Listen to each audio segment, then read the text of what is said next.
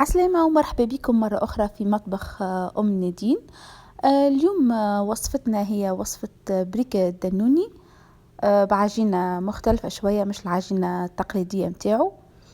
العجينة هذه تشبه شوية للبات بغيزي، مختلفة شوية. خليكم معايا مع الوصفة وإن شاء الله تعجبكم. أول حاجة نبدأ بها هي العجينة. نحطوا 280 جرام فارينة، معها شوية ملح حسب الرغبة، و110 جرامات زبدة باردة على الاخر. نقصوها مكعبات، نحاولوا ما نلمسوش الزبدة بيدينا باش ما تسخنش. نحاولوا حتى العجينة نفسها كان تلاحظوا وانا مانيش نعجن فيها بيدي، نعمل فيها بالفود بروسيسور. نعملوها ضربات بولس يعني في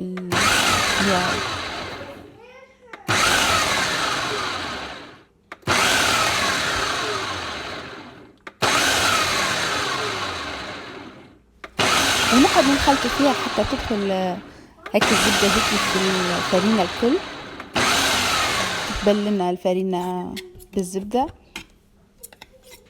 كما تشوفوا. هذه الريزلت متاعها. في المرحلة اللي بعدها باش ناخذوا ماء مثلج فيه شوية ثلج، كل شيء نخدموه بارد، حتى العظمة معناتها نخرجوها من الفريجيدير في وقتها، ما نخرجوهاش قبل بوقت، كل شيء بارد لازم. مغرفة خل نخلطوها مع العظمة،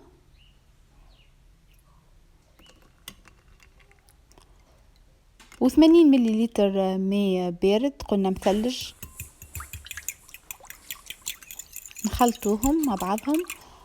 وتوا باش نزيدوهم للفرينة والملح والزبدة. قلنا حطينا 280 جرام فرينة و110 جرامات زبدة وملح معناتها كيما تحبوا انتم. نخلطوا كيف كيف، ما نستعملوش يدينا نخليهم كان في الاخر باش نلموا العجينة.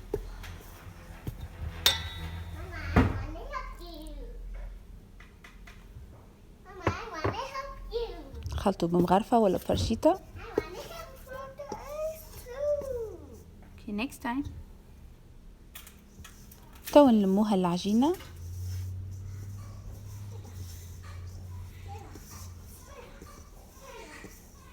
وباش نحطوها في الفريجيدير تبرد، قصدي ترتاح مدة 3 سوايع أقل حاجة. ما تعرفين هالرمضان ممكن تعملها صباح وتخليها، وقبل شق الفطر تحلها وتخدم كعبات البريك.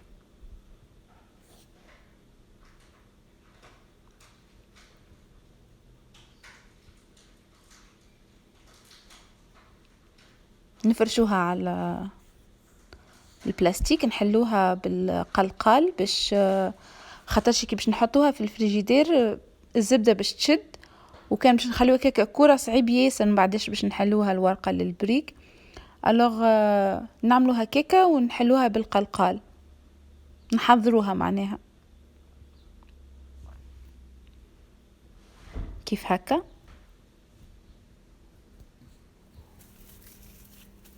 وتو نحطوها في الفريجيدير ونبداو نحضروا الحشو نتاع البريك. في مقلة نسخنوا الزيت ونحطوا بصلة تتقلى،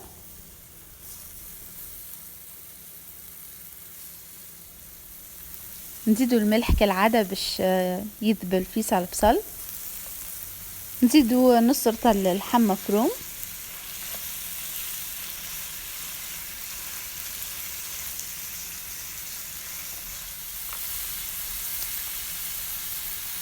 نفوحوا بشوية فلفل أكحل، شوية كركم،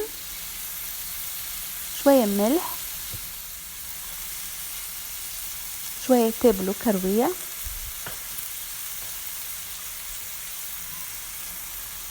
زوز سنون ثوم،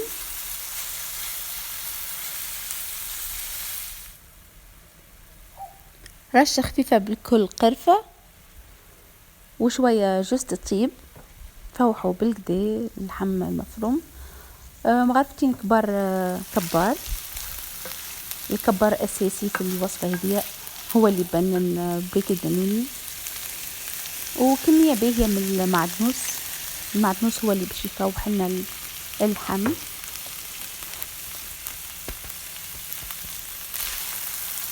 كان عندكم زيتون اخضر حطوه، انا ما عنديش، فكان عندي راني حطيت. خاطر نحبه مع الزيتون الاخضر، ما نحبوش مع الزيتون الاكحل. الزيتون الاكحل نستعمله اكثر مع الدجاج. ونحط جبن مفروم، الكمية اللي تحبوا عليها. هنا العجينة طلعت بعد 3 أسوايع، طلعتها بردت متماسكة. نحلوها بالقلقال.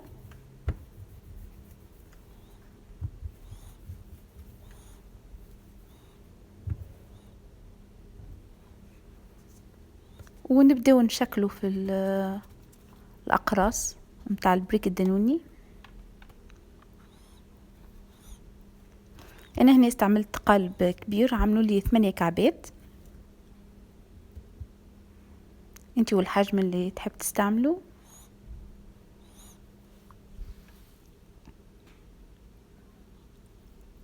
نحط شوية من حشوة اللحم مفروم،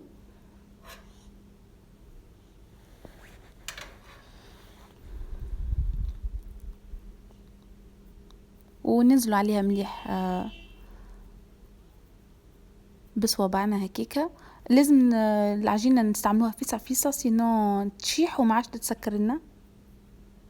هذه كيفاش نسكروا البريك الدانوني، الطريقة التقليدية.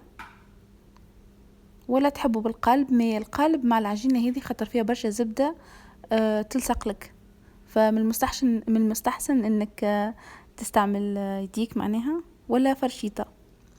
هذه الطريقة اللي باليد.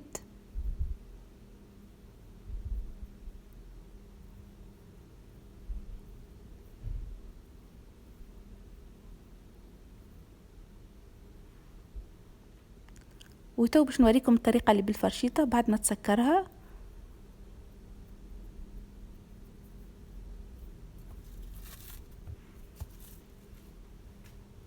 كيف هكا تنزل عليها بالفرشيطة، وتشوفوها من بعد ما تحلتش ولا حتى شي، خاطر شي العجينة باهية ومبلولة ومش شايحة. واللي يفضل من العجينة اللي لموها نعاودوا نحلوها بالقلقال ونقصوا الأقراص متاعنا.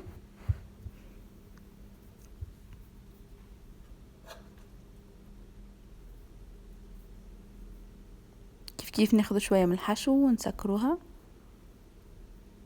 نعاود نوريكم كيفاش باليد تعمل، هي احلى الصراحة المنظر متاعها. وهذيك هي معناتها كيف تشوفوا تقول بريك دانوني، هذيك هي العلامة متاعو. تجبد العجينة تقرصها وتدز، تقرص وتدز هكاك، تقرص وتدز. هذيك هي الفصان، تقرص وتدز قدام.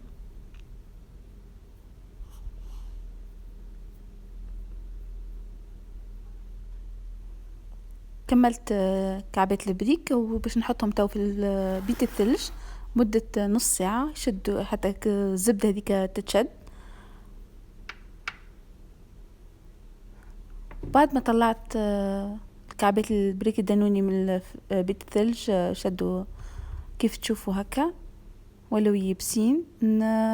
نعملوا لهم اقواش كما يقولوا، عظمة ومغرفة كبيرة ماء، خلطوها مليح.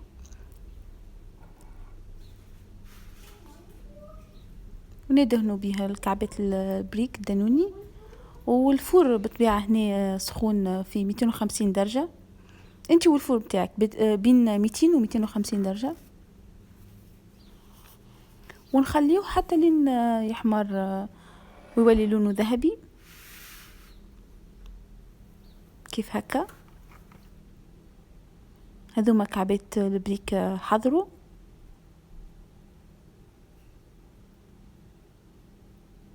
عجينة ننصحكم باش تجربوها، ياسر خفيفة وياسر مزيانة، وتغيير شوية على البريك الدانوني العادي. هذه من داخل كيفاش كعبة البريك هشوشة وياسر طرية بالحق، معناتها لازم تجربوها. تحبوا تحطوا فيها بطاطس تنجموا تحطوا بطاطا مصموطة. احنا هني قاعدين نبعدوا شوية على القليين.